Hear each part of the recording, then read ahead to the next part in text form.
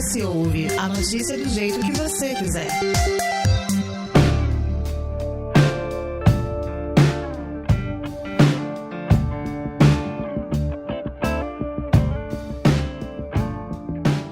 Mentira é um processo psicológico e também social, pautado em convencer outras pessoas de um fato que não corresponde com a realidade.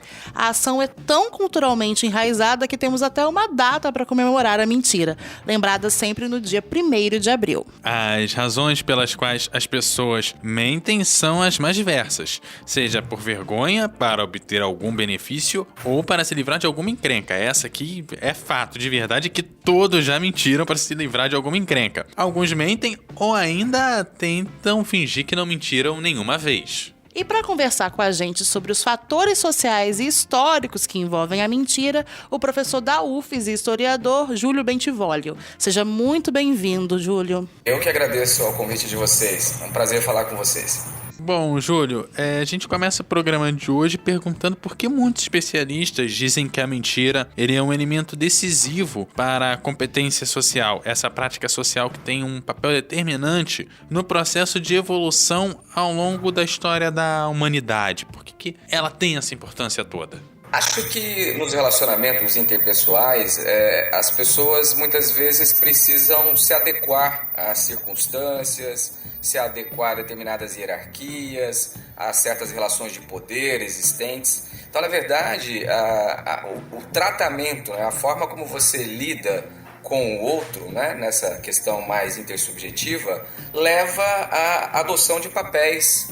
E esses papéis geralmente tem a ver também com essa coisa de correspondências, de mímese, de imitação, de aceitação, né? De poder participar ali de um jogo, né? De se envolver em ações, enfim, em atos, em relações com outras pessoas. Então, no meu entendimento, a mentira ela entra como essa forma de tentar adaptar-se a essas regras, a essas práticas para o bem viver, digamos assim. E assim como outros fatos, né, e práticas sociais, a mentira também se modificou ao longo da história, né? Você pode detalhar pra gente quais foram essas mudanças, a partir de que momento que a mentira foi aceita como um artifício social validado? Na verdade, eu não diria que as mentiras são socialmente aceitas ou validadas. Ao contrário, né? Se a gente for olhar os nossos códigos morais, as nossas disciplinas, digamos assim, com fundamento religioso, né? A nossa percepção do que é o certo, do que é o errado, do que é o verdadeiro e do que é o falso, muitas vezes se baseiam, claro, em compromissos éticos, né? Que são partilhados, que são definidos pelas civilizações, pelos povos. E existem esses códigos morais que muitas vezes estão atrelados a determinadas doutrinas religiosas.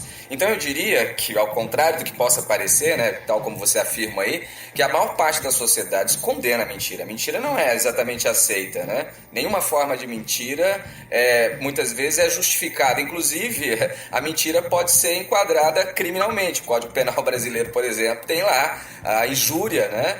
Ou a calúnia, são formas de você tratar uma pessoa de forma inadequada, né? Atribuindo a ela ações, feitos ou coisas que não correspondem à verdade. Isso é crime. Eu quis dizer mais no sentido, tipo, por exemplo, às vezes a gente omite algumas coisas ou a gente encontra alguém na rua e a pessoa fala, como que você tá? Você fala tipo, tô bem, você não vai falar a verdade. Mas não quer dizer que é moralmente aceita. Mas existe aquela mentira social, entendeu? Que passa despercebida e que a gente não entende como uma mentira propriamente dita. A omissão ou silêncio, eu acho que aí a gente está indo por um outro caminho. Deixa eu tentar me fazer entender, né? A primeira pergunta de vocês é muito boa, porque falou um pouco dessa coisa como na nossa existência, né? A gente mesmo no cotidiano, na vida, né? No dia a dia, a gente mente. Tem as mentirinhas leves, tem aquelas coisas. E aí, tudo bem com você? Às vezes você não tá bem e você responde, não, tudo bem, mas você não tá bem, né? Então, isso eu acho que de fato é socialmente aceito, porque não leva a dolo. Não causa prejuízo. Não causa nenhum dano para ninguém, né? Então, eu acho que os ouvintes e todos nós, é óbvio que a gente concorda com isso, né? Mas é preciso lembrar, e eu volto a dizer, que todos os códigos morais, as religiões, elas costumam ser muito rigorosas, exigindo a verdade, né? Agora, você falou um pouco da história, né? Quando é que começa isso? A mentira, historicamente, é o dia da mentira, que é o 1º de abril, historicamente ele começa lá na Era Moderna, por volta do século XVI, quando o rei francês muda o calendário, porque o ano novo começava, né? O novo ano começava no dia 25 de março, não no dia 1º de janeiro. Então o calendário se encerrava antes da reforma gregoriana. O novo ano começava no dia 25 de março. Mas aí o rei Carlos IX muda isso, adequando esse calendário ao que estipulou o Papa. Então, a Igreja Católica que redefiniu essa coisa de que o ano novo teria que começar no dia 1º de janeiro. Então essa mudança fez com que algumas pessoas mantivessem o costume de comemorar o ano novo no dia 1º de abril, e não no ano que foi recomendado pelo rei. Então, essas pessoas começaram a ser chamadas de tolos, de bobos, né? E aí muitas peças, muitas traquinagens, muitas coisas eram feitas para ridicularizar essas pessoas.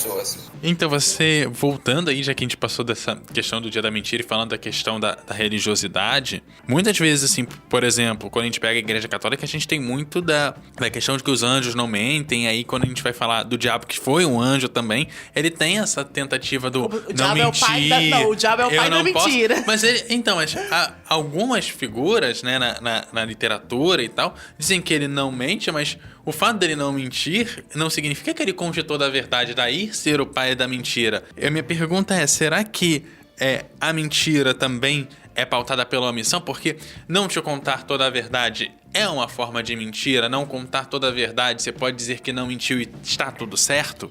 Ah, sem dúvida, né? Eu acho que sem dúvida. E é muito bom, boa essa sua lembrança, né? De falar da figura do diabo, né? Que é na construção do imaginário ocidental, né? Que representa o mal, que personifica o mal, né? E que de fato é associado à mentira. Tá vendo? Mas aí, um exemplo, aí também a gente vê mais um exemplo do quanto as religiões cristãs são muito severas em relação a essa coisa da verdade, né? Agora, é óbvio, a omissão, ela pode sim incorrer também em um comportamento, enfim, ou em algum tipo de forma de ocultação mentirosa, né? Que leva a um ardil.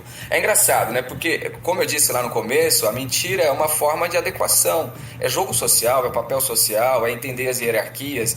Então, ela é uma performance, digamos assim. Ela é uma performance em que o sujeito ele joga tentando dissimular alguma coisa, esconder alguma coisa. Então isso é muito interessante no comportamento humano, né? É uma forma de proteção às vezes, só que usada de uma forma deliberada, né?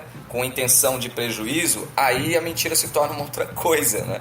Esse jogo, esse ardil, ao causar o prejuízo para o próximo, causar o dolo, então eventualmente ele se torna algo muito negativo e muito recusado nas sociedades. E aí, pensando nessas transformações do significado e como que a mentira ela começa a operar hoje em dia, quando que a mentira deixa de ser uma coisa social e passa a ser um mercado, né? Quando a gente começa a tratar fake news, quando a gente começa a falar de pós-verdade, deixa de ser essa mentira social ou só esse jogo de cena, como você bem citou, e passa a ser um mercado mesmo. O que diferencia a mentira do não vou contar pra minha mãe não me bater, de uma mentira que pode impactar uma eleição? Que é orquestrada por um fim, né, maior. É a questão do dolo, quer dizer, quando a mentira ela provoca prejuízo, quando ela causa dano, aí ela é algo absolutamente criminoso, ela prejudica, né?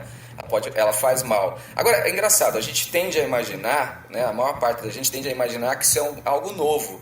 Mas a mentira, gente, é um negócio muito antigo, né? As origens, né? E a gente vai pegar exemplos históricos de vários momentos, em vários lugares em que uma mentira se tornou verdade. Vou pegar um exemplo clássico que talvez nem todo mundo conheça. O Vaticano. O Vaticano, as terras do Vaticano, do território do atual Estado do Vaticano, supostamente teriam sido doadas pelo imperador Constantino no século IV. Tem até o documento escrito, assinado pelo Constantino, supostamente doando as terras para a igreja. Essa doação do século IV, esse papel, essa escrita e tal, foram reexaminados no século XV, eu acho, ou XVI, na Itália, pelo Lourenço Valla, e ele provou que era um documento falso. Então, essa doação das terras para a Igreja Católica é um documento falso. É uma falsificação. E ela se tornou verdade, foi tacitamente aceita. E olha só, a refutação disso demorou 10 séculos. Né? É muito tempo. Então demorou muito tempo para descobrir que aquilo tudo não passava de uma mentira. Então vejam, é óbvio que isso aí, no jogo e no concerto das nações, aí a gente tem que analisar historicamente o porquê disso ter ocorrido lá e por que o papado que tentou se afirmar como um Estado, como também um poder temporal, lá no século IV, no século V, que é um momento em que o mundo ocidental, né, que a gente conhece, estava se organizando, se estruturando por conta das invasões bárbaras. Esse era até um ponto que eu ia tocar com você justamente para falar de quanto da nossa história foi construída com mentiras que acabaram se tornando verdades, né? As pessoas acreditaram, tomaram como verdade e a partir daí foram se construindo governos e alianças e nações a partir de mentiras que se tornaram reais para as pessoas. Ah, sim, muito comum. No caso brasileiro, a história brasileira está marcada por mentiras. Então, por exemplo, há um estereótipo e uma mentira, e aí a gente vê o quanto isso prejudica, porque falsifica a verdade, deturpa identidades culturais. É o caso dos indígenas, né? Os povos indígenas brasileiros, quando os portugueses chegam aqui, e a chegada dos portugueses não foi um descobrimento, foi uma invasão, foi uma conquista, né? Porque os povos indígenas que não se submeteram, que não se adequaram à chegada desses portugueses, eram eliminados. Então teve várias guerras que foram de ocupação mesmo, para ocupar o território indígena. E o que ficou na tradição popular? Que foi um descobrimento, que houve negociação, fala-se muito dos povos indígenas que colaboraram com os portugueses, cortaram o pau-brasil, etc. Mas ao fim e ao cabo foram exterminados. E aí, olha só como é que tem várias mentiras nisso, né? A outra mentira é que chamaram esses povos, esses indígenas de índios, porque supostamente confundiram o Brasil com Índia. Isso é uma bobagem, isso é uma mentira, né? Na verdade não confundiram nada, eles sabiam que isso aqui não era a Índia, porque os portugueses já tinham estado lá, conheciam os povos litorâneos que moravam na costa da Índia. Então assim, e mais, né? Aí, para desqualificar os povos indígenas, começaram a atribuir a eles uma série de características negativas. Eles eram canibais, eles andavam nus, eles não tinham costumes, eles não tinham educação, eles não eram civilizados, né? Eles eram preguiçosos, eles bebiam, se embriagavam com facilidade, gostavam demais da cachaça, etc. Eram traiçoeiros, eram vingativos. Então, tudo isso são muitas mentiras usadas politicamente, usadas economicamente, mas também culturalmente, para desqualificar os povos indígenas. Eu acho que a gente pode até entrar na questão do mito também de miscigenação ser sido uma coisa natural, né? Que a gente sabe que houve muita violência sexual gerada aí para poder ter a miscigenação. Não foi uma coisa, paixões naturais entre os povos. Como você mesmo falou, foi um processo de subjugação de uma cultura para outra, né? A miscigenação, aí a gente tem, do ponto de vista da análise histórica, da análise cultural, a gente tem várias posições, sabe? A gente tem um conjunto de autores que defendem a miscigenação, vendo nela virtudes e positividade, e a gente tem uma parte de analistas que, ao contrário, veem a miscigenação, e aí eu estou falando da miscigenação no caso brasileiro mesmo, como algo negativo. Então, assim, a apologia a essa mestiçagem, esse caráter híbrido do povo brasileiro, então uma parte, né, um conjunto de autores veem isso como uma positividade, uma força, outros autores veem isso como algo, a apologia disso como algo negativo, que camufla, né? Camufla essas diferenças, essas hierarquias, não é? Os preconceitos, sobretudo em relação às etnias consideradas inferiores, né? Supostamente inferiores. E aí a gente está falando, evidentemente, dos indígenas e dos negros. Nesse caráter histórico de processos que a gente vai levando, a gente vê essa mentira sendo construída e levando a papéis históricos que muitas vezes a gente vai desconhecendo com o tempo. Você falou até de um documento que levou alguns séculos para serem descobertos, né? Me chega o ponto de qual a diferença entre a mentira do cotidiano e essa mentira mais histórica, né? A mentira histórica dá pra gente necessariamente colocar como um erro de documentação ou uma falsa análise de documento ou até de uma falta de conhecimento de um determinado período. E até que ponto existe uma narrativa que é mentirosa que é perpassada pra gente, né? Como é que a gente consegue pensar essa diferenciação? Olha, é uma coisa que pode ser vista de uma maneira bem simples. Pelo menos eu tento simplificar um pouco isso. Nós vivemos em sociedade Toda sociedade, ela é marcada por diferenças. As pessoas não são iguais, né? Não existe uma igualdade plena, absoluta, nem de condições, nem de direitos, nem de condição física, biológica, psicológica, econômica, nada. Então a sociedade é marcada por diferenças. E essas diferenças, por sua vez, elas são atravessadas, são perpassadas por relações de força. Essas diferenças naturalmente geram hierarquias. A relação homem e mulher, né, estou falando aqui do ponto de vista do gênero, né, essa figura masculina e a figura feminina, existem hierarquias e assimetrias entre elas e relações de força entre elas. Então tudo isso implica naquilo que eu disse, né, a persona, a performance. Então, para sobreviver, muitas mulheres tiveram que jogar consoante as regras estipuladas pelos homens, pelo patriarcado. E isso, para elas, causou uma enormidade de danos, né? Então, prejuízos seríssimos. E muitos discursos foram construídos, aí você falou de narrativas, muitos discursos foram construídos para justificar essa condição da mulher. Então, discursos falsos, por exemplo, essa coisa de endeusar a maternidade, de falar um pouco da inviolabilidade do lar, de que o lar é sagrado, que a mulher é a rainha do lar. Então, vários discursos foram construídos sobre a mulher, sobre o feminino, né, envolvendo isso, a fragilidade de que a mulher tem que ser protegida. Gente, por exemplo, do ponto de vista jurídico, em vários países, inclusive no Brasil, as mulheres eram imputadas como seres frágeis, assim. Nem era possível atribuir crimes às mulheres. E aí eu tô falando das mulheres brancas, porque elas supostamente eram seres assim, olha, inculpáveis, né? Elas não têm culpa. Ao passo que as escravizadas, as mulheres negras, não tinham esse mesmo tratamento pela justiça. Mas vejam, o que a gente chama de disputa de narrativas, na verdade, é que nesses jogos e nessas relações assimétricas na sociedade, existem interesses. Existem interesses em jogo, interesses políticos, interesses econômicos, interesses sociais, interesses religiosos. Então, quando a gente fala em disputas de narrativas, a gente está tentando dizer que os determinados grupos ou pessoas usam artifícios, não é, para definir coisas, para estipular o que elas são, para caracterizar pessoas, atos, acontecimentos históricos, mas conforme o seu próprio entendimento e os seus próprios interesses.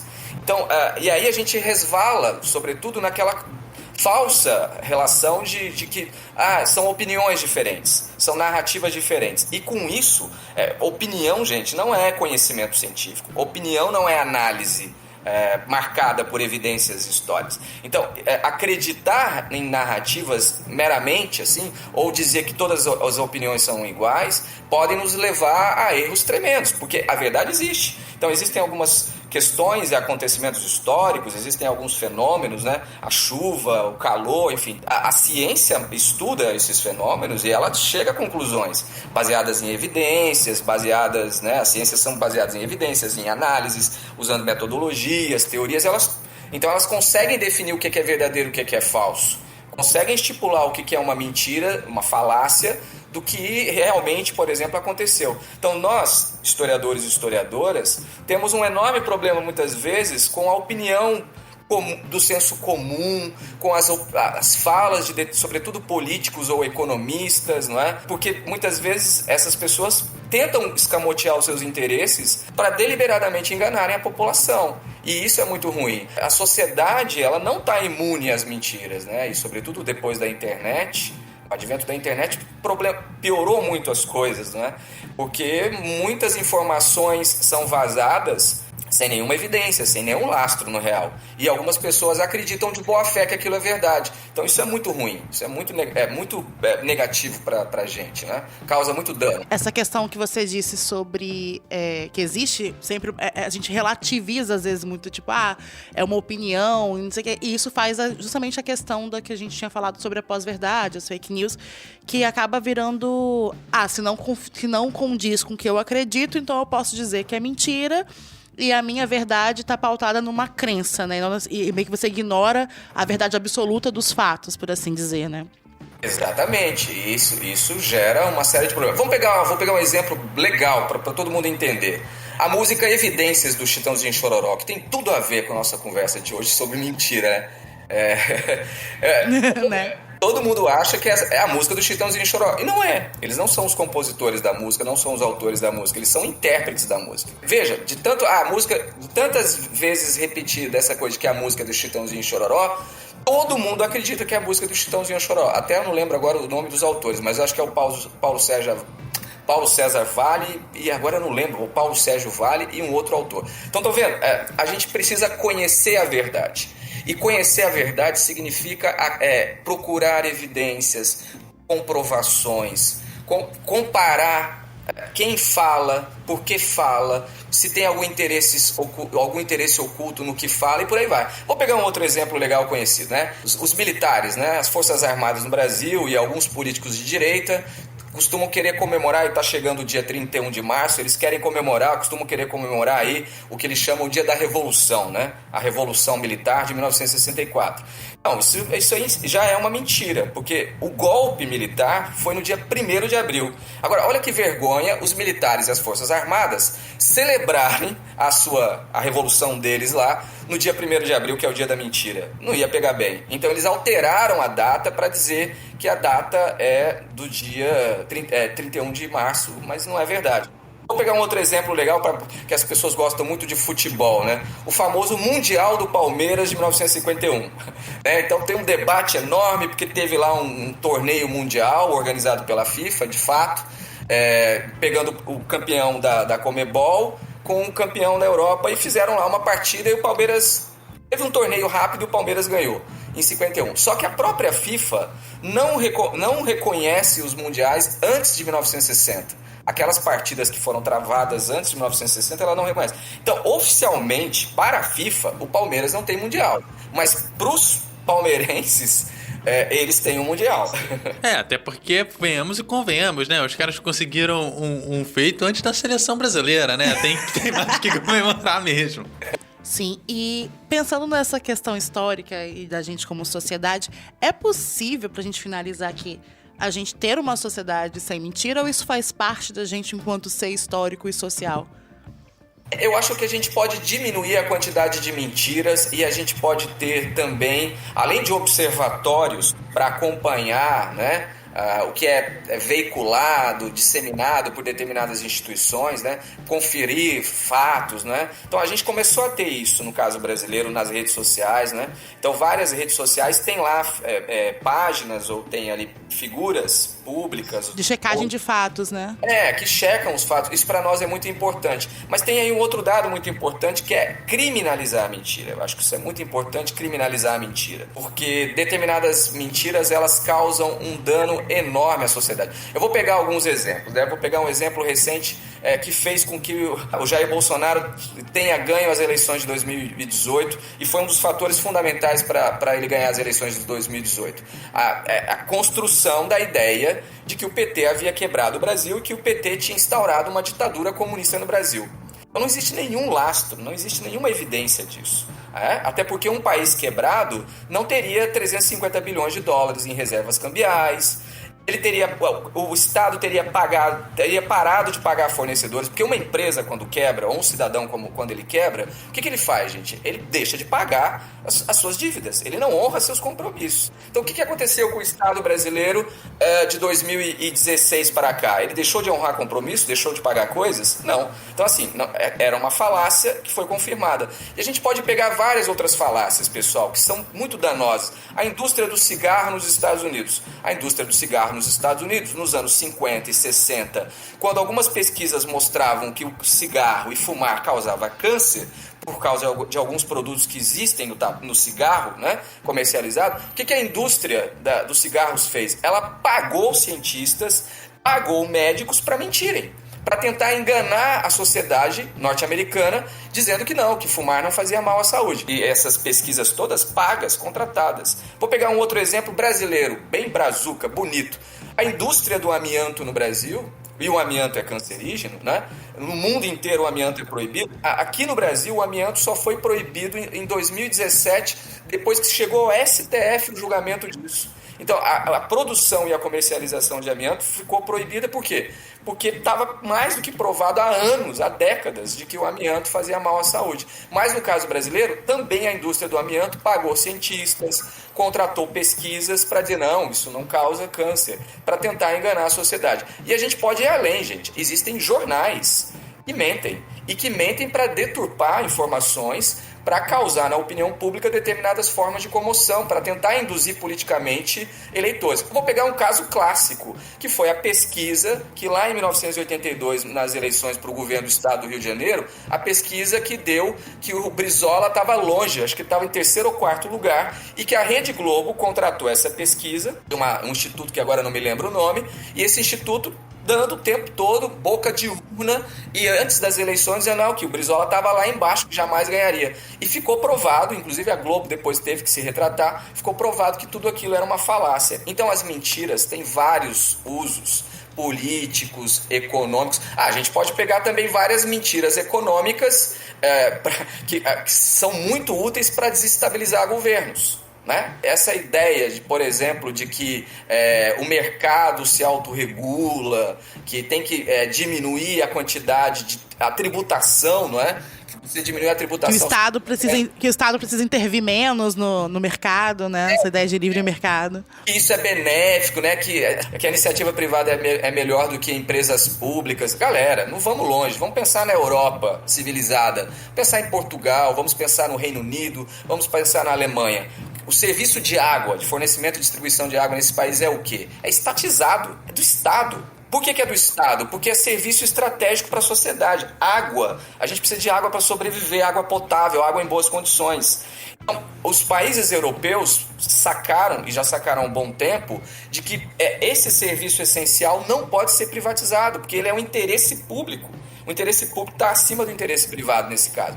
E aqui no Brasil, na contramão disso, a gente vê um discurso que não, que essas empresas públicas são ineficientes, que elas são corruptas, e aí vendem essas empresas a preço de banana, né, para uma empresa privada lucrar muito, lucrar alto. Então, outra coisa muito interessante nessa coisa das mentiras, não é? A mentira, e aí eu vou de novo voltar ao caso célebre da Petrobras, que a Petrobras estava quebrada, etc, etc, também por culpa dos governos petistas lá atrás. E esse discurso foi muito útil para que determinados políticos fizessem o que?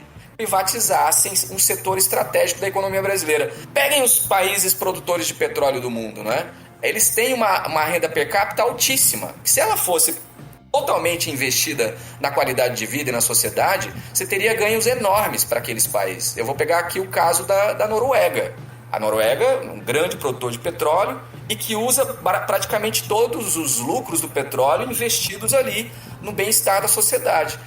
Uma boa parte deles, eu diria, né? E aqui no caso do Brasil, a gente vê exatamente o contrário. Depois chegamos até a bomba do preço do combustível no posto de gasolina, e é aquela surpresa.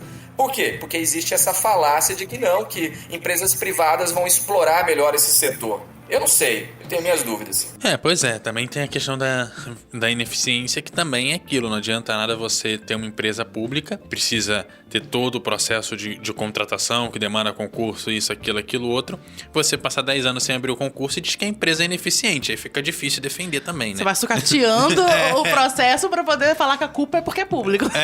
Fica difícil.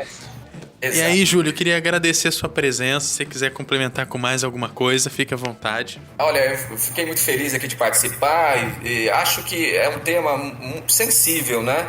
Que aparentemente as mentiras podem parecer inofensivas, e tem algumas mentiras que a gente usa mesmo para tentar equalizar choques, né, nas relações interpessoais.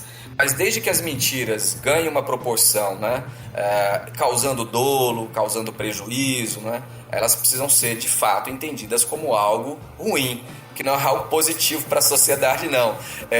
Não pode ser só uma brincadeira, né? É muito comum no dia 1º de abril as pessoas fazerem as brincadeiras. Historicamente isso acontece na Europa, no mundo todo, né? Tem um dia da mentira, exatamente por causa disso, da mudança do calendário. Mas a gente tem que ficar atento para evitar que mentiras aparentemente inofensivas ou brincadeirinhas possam causar danos enormes e que aí às vezes a gente leva anos e talvez a gente nunca consiga reparar, né? Talvez a gente nunca consiga reparar. E mais uma vez, muito obrigado a vocês pelo convite. Lembrando que aqui a gente te convida a debater, a refletir e, sobretudo, se informar sem mentiras, com fatos checados, hein, galera? O S Ouve tem edição de Eduardo Couto, texto e produção de Lídia Lourenço e a direção de jornalismo de Daniele Coutinho. Até a próxima. Até a próxima, pessoal.